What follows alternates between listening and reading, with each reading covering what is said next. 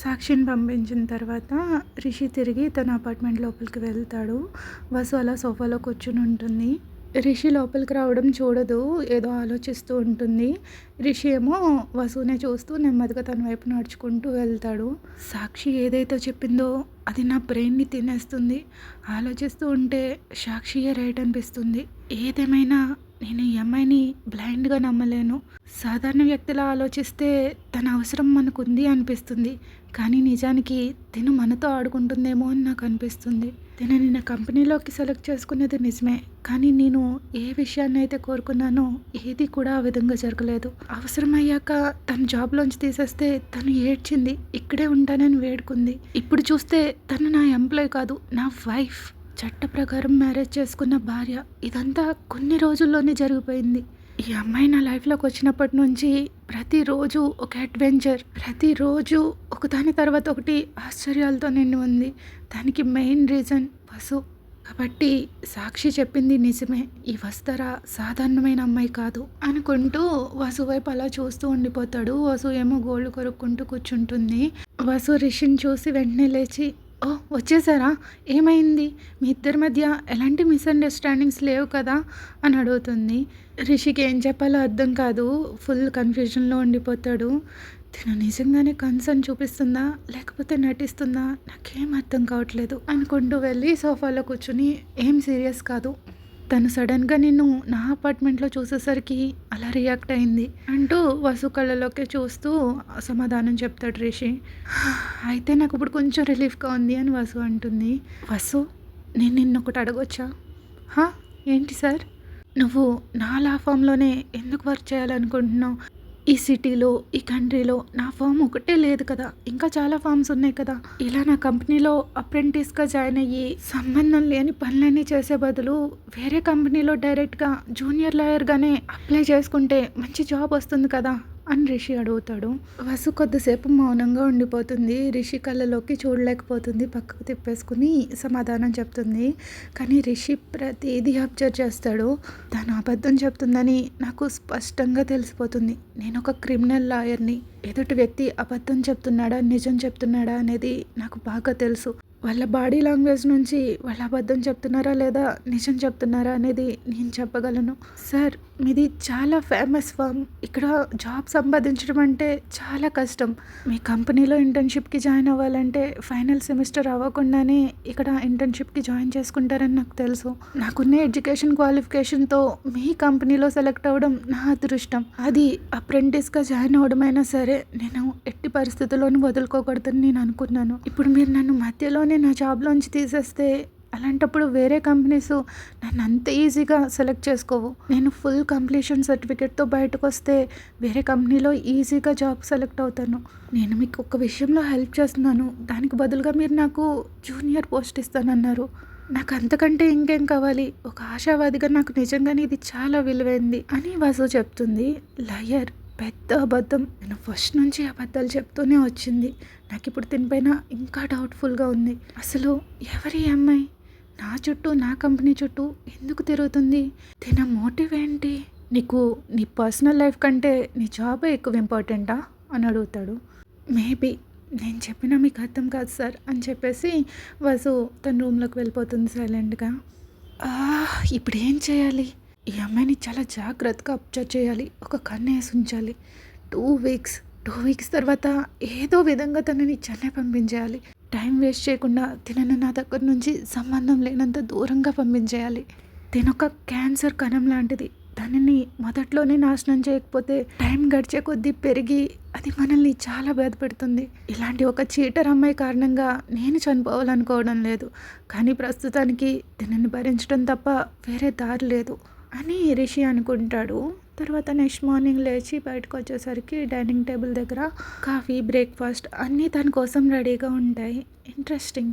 నిజమైన ఒక బాధ్యత గల వైఫ్ లాగా అన్నీ కూడా పర్ఫెక్ట్గా అందుకనే సిద్ధం చేసి ఉంచుతుంది. నేను తన రియల్ హస్బెండ్ లాగా చూసుకుంటుంది. ఇంత తక్కువ టైంలోనే నాకు ఏది ఇష్టమో ఏది ఇష్టం కాదో ఫుడ్ నుంచి నా లైఫ్ స్టైల్ వరకు ప్రతిదీ తనకి తెలుసు అని అనుకుని వెళ్ళి కూర్చొని తను బ్రేక్ఫాస్ట్ చేస్తూ ఉంటాడు. వసు కూడా వచ్చి తను బ్రేక్ఫాస్ట్ తింటూ ఉంటుంది. రిషి తన టిఫిన్ కంప్లీట్ చేసేసిన తర్వాత ఆఫీస్కి వెళ్ళడానికి రెడీగా ఉంటాడు. వసు కూడా తినేసి చైర్ నుంచి లేస్తుంది. ఈలోపు రిషికి ఒక ఇంపార్టెంట్ ఫైల్ మర్చిపోయానని గుర్తొచ్చి ఫైల్ తీసుకోవడానికి రిషి రూమ్కి వెళ్తాడు. తన కొత్త కేసుకి సంబంధించిన ఫైల్ కోసం చూస్తూ ఉండగా వసు వెనుక నుంచి సార్ అంటుంది. రిషి వెంటనే సీరియస్గా వసు వైపు తిరిగి ఏంటి అని గట్టిగా అరుస్తాడు. నేను వెళ్తున్నాను అని వసు చెప్తుంది. ఇది చెప్పడానికి తిను నా రూమ్ దాకా వచ్చిందా ఎందుకో తెలియదు, కానీ తినని చూస్తుంటే నా నరాలు కొట్టయిపోతున్నాయి. అప్పుడు రిషి కోపంగా చూడు వసు, నీకు ఆల్రెడీ చెప్పాను నా పర్మిషన్ లేకుండా నా రూమ్లో అడుగు పెట్టొద్దని అని రిషి అంటాడు. సార్ మీరు లోపలే ఉన్నారు కదా అని నేను ఇలా అని వసు చెప్తూ ఉండగా పప్పుతావా, get out from my room అని గట్టిగా అరుస్తాడు. వసు వెంటనే పారిపోతుంది. నాకు చాలా చిరాగ్గా ఉంది. నెట్ నుంచి నాకు ఏమైపోయినా ఒక్క మంచి వైపు కూడా రావట్లేదు. ఈ ఫైల్ నాకు చాలా ముఖ్యమైన కేసుకి సంబంధించింది. ఇందులో చాలా సీక్రెట్స్ ఉన్నాయి. నా ల్యాప్టాప్, నా పెన్ డ్రైవ్స్ ఇవన్నీ ఇంట్లోనే ఉంటాయి. ఇవన్నీ ఆఫీస్లో ఉంటే లీక్ అయ్యే ప్రమాదం ఉందని భయపడి నేను వాటిని ఇంటికి తీసుకొచ్చి నా లాకర్లో ఇక్కడ సీక్రెట్గా ఉంచుతాను. ఇప్పుడు నా ఇంట్లో నాతో పాటు ఒక స్ట్రేంజర్ ఉంటుంది. ఏ యాంగిల్లో ఆలోచించినా తిను చాలా వైడ్గా అనిపిస్తుంది అని అనుకొని రిషికి అవసరమైనవి అన్నీ తీసుకుని బయటకు వస్తాడు. వాసు అప్పటికే ఆఫీస్కి స్టార్ట్ అయిపోతుంది. సో రిషి వెళ్ళే ముందు సెక్యూరిటీ సిస్టమ్స్ అవన్నీ ఆన్ చేసి వెళ్తాడు. తను ఎప్పుడు బయటకు వెళ్ళినా అది ఆన్ చేసి వెళ్ళడం తనకు అలవాటు. ఆ 3 బెడ్రూమ్స్లో తప్ప మిగతా అన్ని చోట్ల సీసీ క్యామ్స్ ఉంటాయి. తను లాకర్ కోసం అయితే స్పెషల్గా తన కోసం ఒక అలారంని సెట్ చేసుకుంటాడు. అది తన మొబైల్కి కనెక్ట్ అయి ఉంటుంది. రిషి తన అపార్ట్మెంట్ డోరు లాక్ వేస్తూ ఉండగా మను అప్పుడే బయటకు వస్తాడు. రిషి అలా టెన్షన్గా ఉండడం చూసి ఏంటని అడుగుతాడు. రిషి మొత్తం చెప్తాడు. మను కూడా ఏం ఆశ్చర్యపోడు అనమాట. ఎందుకంటే తన జాబ్ కోసం వాళ్ళు కాల్ మీద పడినప్పటి నుంచి తనకి డౌట్గానే అనిపిస్తుంది వాసు పైన. మనం తనని తక్కువ అంచనా వేయకూడదు. ఈ 2 వీక్స్ తన పైన మనం ఒక కన్నేసి ఉంచాలి మను అని రిషి చెప్తాడు. నో రిషి, ఇది పరిష్కారం కాదు.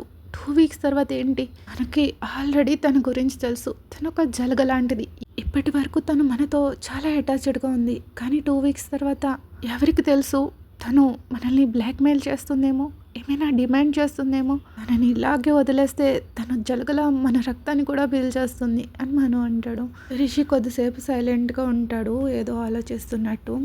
ఏం చేయాలో నాకు బాగా తెలుసు. ఈ 2 వీక్స్ తర్వాత వసుధర అనే అమ్మాయి మన లైఫ్లోనే లేదు అన్నట్టుగా చేస్తాను. లైక్ హౌ అని మను కొంచెం డౌట్ఫుల్గా అడుగుతాడు. మనం మంచి లాయర్స్ అవ్వడానికి ఎంత కష్టపడ్డామో తనకి తెలీదు. సో ఈ 2 వీక్స్ తర్వాత తన ప్రొఫెషన్నే వదిలిపెట్టి వెళ్ళిపోయేలా చేస్తాను అని రిషి అంటాడు.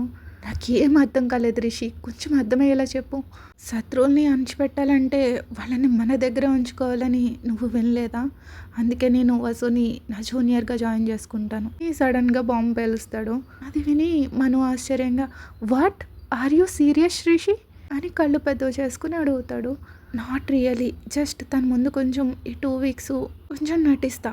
ఆ తర్వాత తను నాకు ఈ లాయర్ ప్రొఫెషన్ వద్దు బాబు అని చెప్పేసి ఎక్కడి నుంచి అయితే వచ్చిందో అక్కడికే పరిగెట్టుకుంటూ వెళ్ళిపోతుంది. ఇంకెప్పుడు లాయర్ కావాలి అన్న ఆలోచన రాకుండా చేస్తాను. తను ఈ ప్రొఫెషన్ని చాలా సింపుల్ అనుకుంటుంది. నేను చూస్తాను తను ఈ ప్రొఫెషన్లో ఎలా ఉండగలదో. తను అనవసరంగా ఈ ప్రొఫెషన్ని ఎంచుకున్నానే, తప్పుడు దారిలో వెళ్ళానే అనుకునేలాగా చేస్తాను. ఇది తను అనుకునేంత సింపుల్ కాదని, ఈ ప్రొఫెషన్ వద్దని వెళ్ళిపోయేలాగా తనకి గుణపాఠం చెప్తా అని రిషి అంటాడు.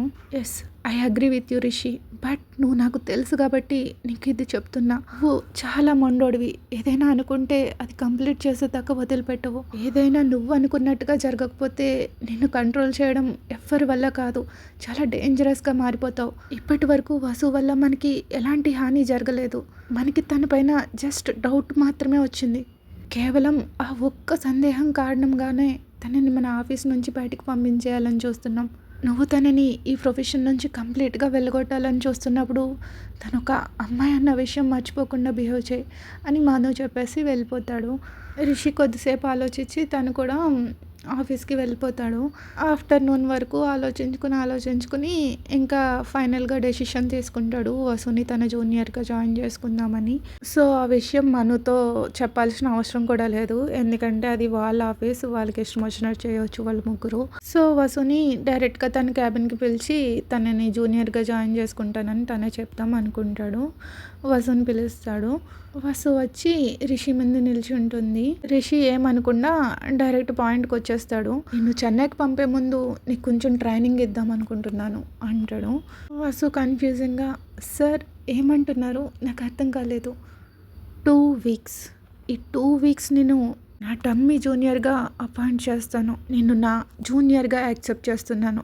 ఆ తర్వాత నీ క్యాపబిలిటీ ఏంటో, క్యాలిబర్ ఏంటో అన్నీ అనలైజ్ చేసి అప్పుడు డిసైడ్ చేస్తాను నువ్వు ఈ కంపెనీలో ఉండొచ్చా లేదా అనేది అని రిషి చెప్తాడు. కానీ సార్ మన డీల్‌లో ఇలా లేదు కదా! నన్ను ఖచ్చితంగా చెన్నై బ్రాంచ్‌కి పంపిస్తానన్నారు.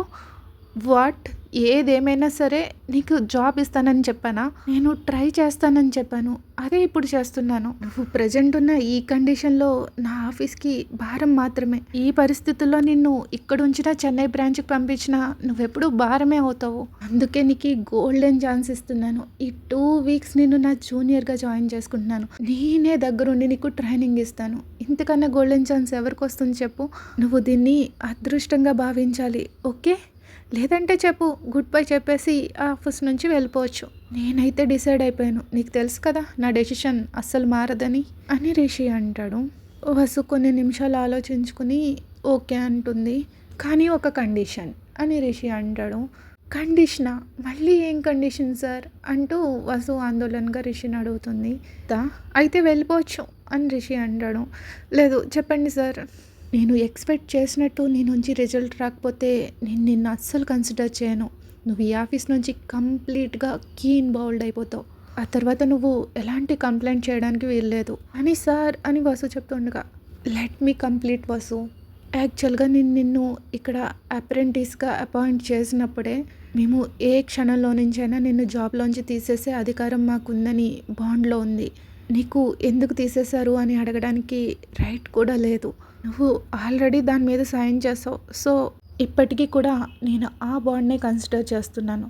నిన్ను జాబ్‌లోంచి తీసేసి తిరిగి మళ్ళీ జాబ్‌లో జాయిన్ చేసుకున్నాను అంటే దానికి కారణం నేను నీ పైన అడ్వాంటేజ్ తీసుకున్నాను. నీ నుంచి కొంచెం బెనిఫిట్ పొందాను. అందుకే నువ్వు ఇప్పుడు ఈ ఆఫీస్‌లో ఉన్నావు. లేదంటే ఎప్పుడో నీ జాబ్ పోయింది. సో, నువ్వు కూడా ఇది అడ్వాంటేజ్‌గా తీసుకుని నువ్వేంటో ప్రూవ్ చేసుకో. నీ క్యాపబిలిటీ ఏంటో చూపించు. లేదంటే నా టైం వేస్ట్ చేయకుండా నువ్వు ఇక్కడి నుంచి ఇప్పుడైనా వెళ్ళిపోవచ్చు. నేను నీకు కొంచెం క్రూయల్‌గా కనిపిస్తూ ఉండొచ్చు. కానీ ఇది బిజినెస్.